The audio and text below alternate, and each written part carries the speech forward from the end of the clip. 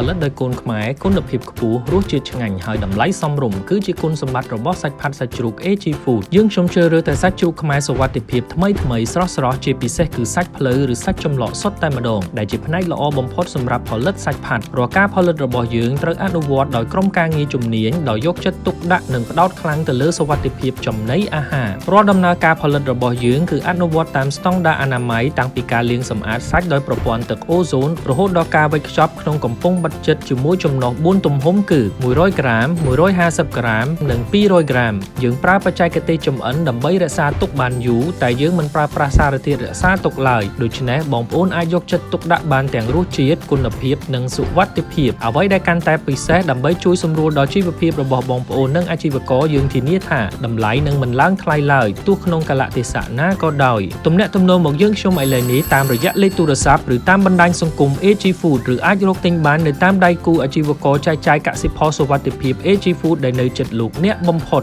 AG Food កសិផលសុវត្ថិភាពគុណភាពល្អបំផុតរបស់កម្ពុជា